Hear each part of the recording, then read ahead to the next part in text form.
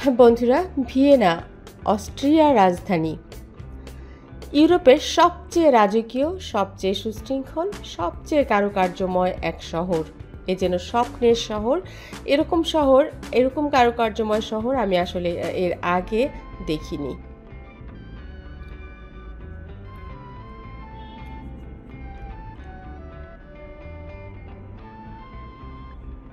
Habsburg রাজবংশের গ্রীষ্মকালীন বাসভবন।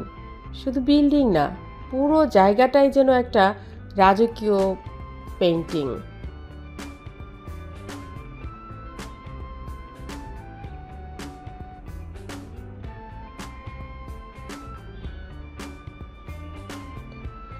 শহরের অলি গলি জুড়ে ছড়িয়ে আছে বিখ্যাত মোজার্ট, স্ট্রস আর ইতিহাসের নানা কিংবদন্তির স্ট্যাচু।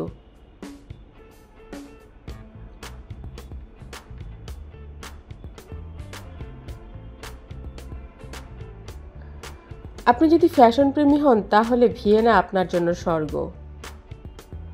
এখানে চমৎকার সব বুটিক শপ, চমৎকার সব ব্র্যান্ড, গুচি, আরমানি, লুই ভুইতো, কি নেই এখানে, আপনি যা চান সব ব্র্যান্ড আছে।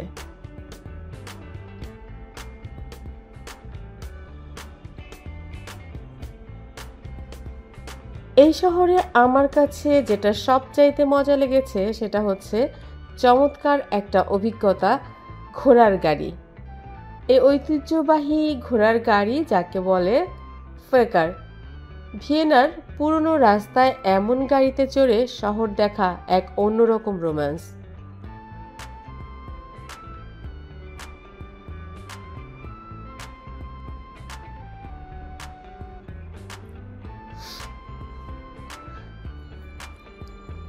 ভিয়েনায় এখন ৩,০০০ থেকে ৪,০০০ বাংলাদেশি স্থায়ীভাবে বা অস্থায়ীভাবে আছেন। এরা কেউ স্টুডেন্ট, কেউ চাকরিজীবী, আবার কেউ ছোটোখাটো ব্যবসা করছেন।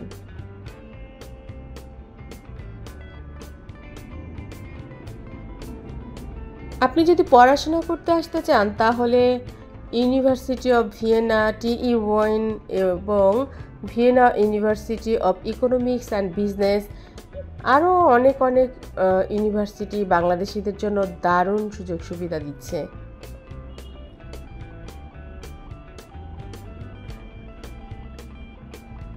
স্কলারশিপে পুরো টিউশন ফি ফ্রি হয়ে যেতে পারে এমন ব্যবস্থাও কিন্তু এখানে রয়েছে। আর চাকরির কথা যদি বলি, স্টুডেন্টদের জন্য পার্ট টাইম কাজ সহজ। Restaurant, kitchen, super shop, delivery সবখানেই সুযোগ আছে। আর যদি আপনি IT ইঞ্জিনিয়ারিং, হসপিটাল বা নার্সিং সেক্টরের লোক হন তাহলে ফুল টাইম চাকরির ভালো সুযোগ রয়েছে।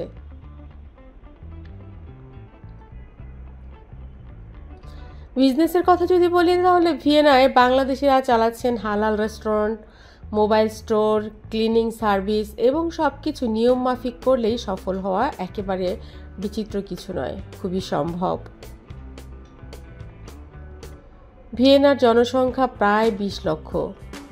পরিবহন ব্যবস্থা অত্যাধুনিক, মেট্রো, ট্রাম, বাস, কোথাও দেরি নেই, কষ্ট নেই। আর মানুষ ভদ্র, সংস্কৃতমনা এবং পরিষ্কার পরিচ্ছন্নতায় ভিয়েনা বিশ্বের সেরা শহরগুলোর একটি। এখানে বয়স্কদেরকে দেখবেন কি সুন্দর চমৎকার ফিটফাট হয়ে তারা বিকেলে ঘুরতে যাচ্ছে একজন আরেকজনের হাত ধরে উইকেন্ডে। ভালোবাসার ছড়াছড়ি বলাই যায়। এখানে যেমন একজন আরেকজনকে বিশ্বাস করে, বিশ্বাসের মর্যাদা রাখে। আজকের একটা দিন আমি কাটালাম রাজপ্রাসাদের পাশে, গোলাপ বাগানে হেঁটে, ঘোড়ার গাড়িতে চড়ে। আপনারা যদি আসেন তাহলে শুধু একটা শহর না, এক টুকরো ইতিহাস, এক ঝলক রাজকীয়তা আর জীবনযাপনের শিল্প নিয়ে ফিরে যাবেন।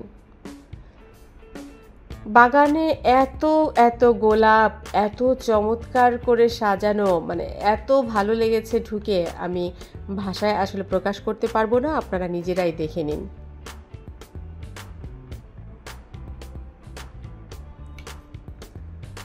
ভালোবাসার জন্য আসলে কোনো কারণ লাগে না।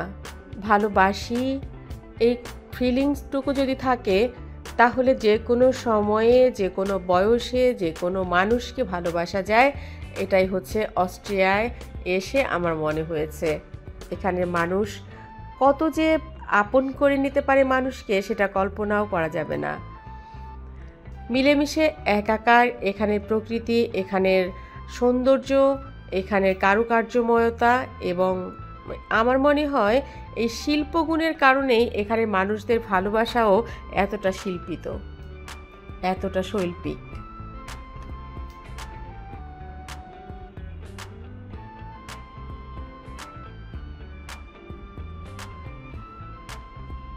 আমার মনে হয় আমি এর আগে ভিয়েনা শহরের মতো এত চমৎকার, এত সাজানো গোছানো, এত আলপনাময়, এত কারুকার্যময় বিল্ডিং আমি দেখিনি, সত্যি দেখিনি। আমার কাছে অসাধারণ লেগেছে। মনে হচ্ছে যে পুরোটা শহর যেন একটা রাজবাড়ি, রাজপ্রাসাদ, একটা পরিবার।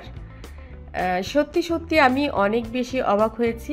আপনাদের কারো যদি এই ধরনের কারুকার্যময় পৃথিবী দেখার ইচ্ছে হয়, অবশ্যই আমি আপনাদেরকে সাজেস্ট করব আপনারা অস্ট্রিয়ায় ভিয়েনা সিটিতে একবার আসবেন। এখানে যেমন রয়েছে ঐতিহ্য, তেমন রয়েছে সংস্কৃতি, তেমন রয়েছে প্রেম এবং তেমন রয়েছে খাবার দাবার এবং ফ্যাশন সেন্স। ও মাই গড, সত্যি বলতে আমি এর প্রেমেই পড়ে গেছি। যদিও আমি পৃথিবী ঘুরে বেড়াবো বলেই ঘুরি, কিন্তু যদি কখনো সুযোগ হয় আমার মনে হয় আমি বেশ কিছু সময় ভিয়েনাতে কাটাতে চাইব। কারণ এত অসাধারণ, এত চমৎকার শহর আমি খুব কম দেখেছি। যতটুকুই দেখেছি এরকমটা এর আগে দেখিনি। আপনাদের যদি আমার ভিডিওটি ভালো লাগে তাহলে লাইক দিবেন, কমেন্টে জানাবেন এরপরে কোথায় দেখতে চান। আর হ্যাঁ, ট্রাভেল উইথ মি চ্যানেলটা সাবস্ক্রাইব করতে একেবারেই ভুলবেন না। এতটুকু ভালোবাসা তো আপনারা আমাকে দিতেই পারেন। ধন্যবাদ সবাইকে। ভালো থাকবেন, ভালো রাখবেন প্রিয় মানুষগুলোকে। ধন্যবাদ আবারও।